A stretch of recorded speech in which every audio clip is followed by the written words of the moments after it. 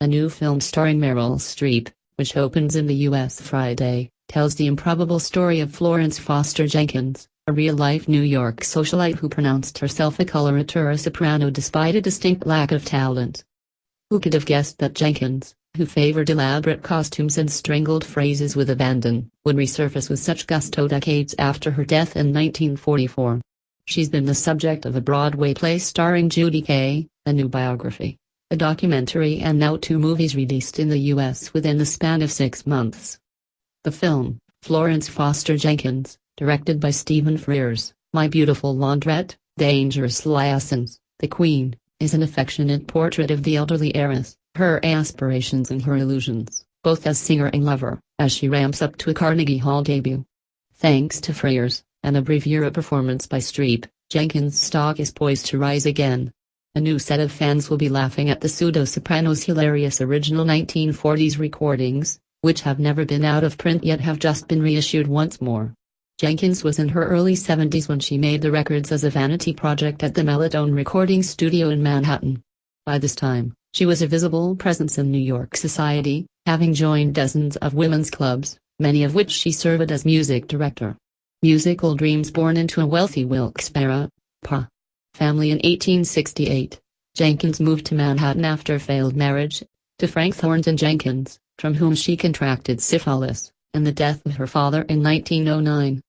As explained in Donald Collop's documentary Florence Foster Jenkins, A World of Her Own, her father had suppressed her dreams of becoming a musician, even after her success playing at the White House as a child.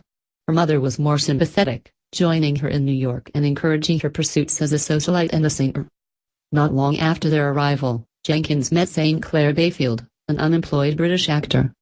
Bayfield quickly became her perceived lover and the manager of her many social affairs, which included producing musical programs, staging operatic scenes and presenting talented young singers at the many women's clubs. The relationship between Jenkins and Bayfield, complicated by the latter's secret affair and the fact that the two never lived together, gets tender treatment in Frears' film, thanks to a nuanced performance by Hugh Grant. Jenkins took singing lessons and little by little began to perform at her clubs, at invitation-only recitals at Manhattan's Ritz-Carlton and as far afield as Newport, RI and Washington, D.C. No serious music critics reviewed these performances. In some trade papers like the Musical Courier, however, notices were surprisingly positive. Some said these might have been penned by the singer's friends or Jenkins herself. That brings to the front some inevitable questions. Did Jenkins understand how badly she sang, and were her friends and patrons genuinely enthusiastic or just humoring her? How could she not have known? Frears' movie portrays her associates as protective and Jenkins as oblivious. But acclaimed voice teacher Bill Schumann, who has a compelling connection to Jenkins, says she was too smart.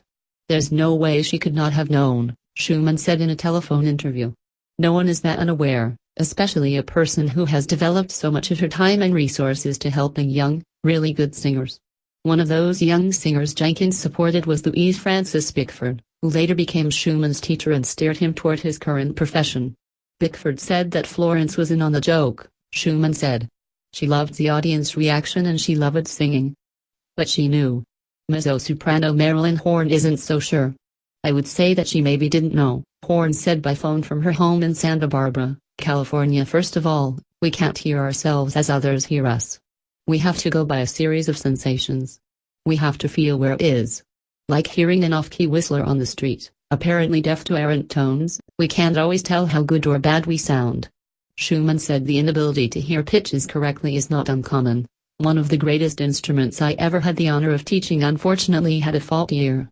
It couldn't be corrected and it stopped his career. The voice was unbelievable, but the ear was faulty. Then there's the issue of Jenkins' illness, which is also addressed in the film. A long-term syphilis patient, she took regular doses of mercury and arsenic, 2 routine remedies of the day, according to Collop. It affected her hearing, he told CBS Sunday Morning.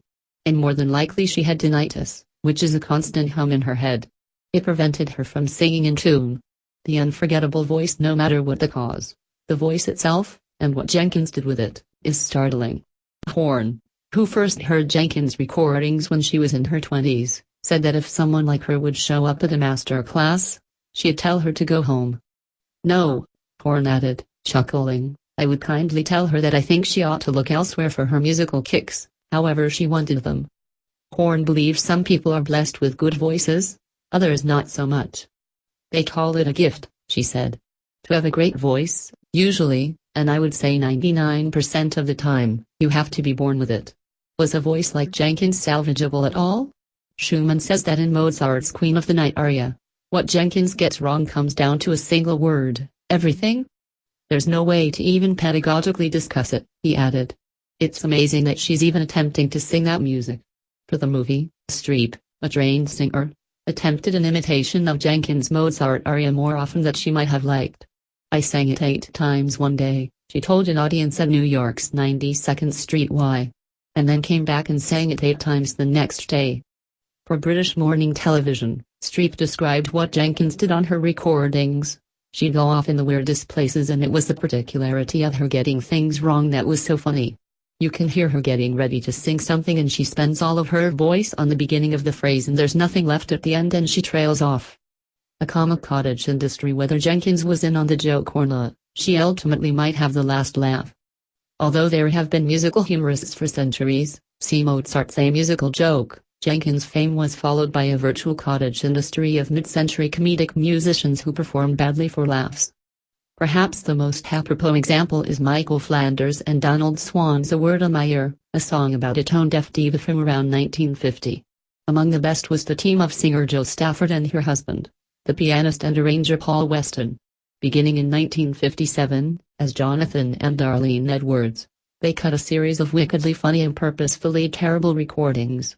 That same year saw the release of Music to Suffer by from Leona Anderson, a wobbly-voiced former silent film actress, while in 1960, Mrs. Miller's ear-warping renditions of songs like Downtown and A Hard Day's Night began to appear.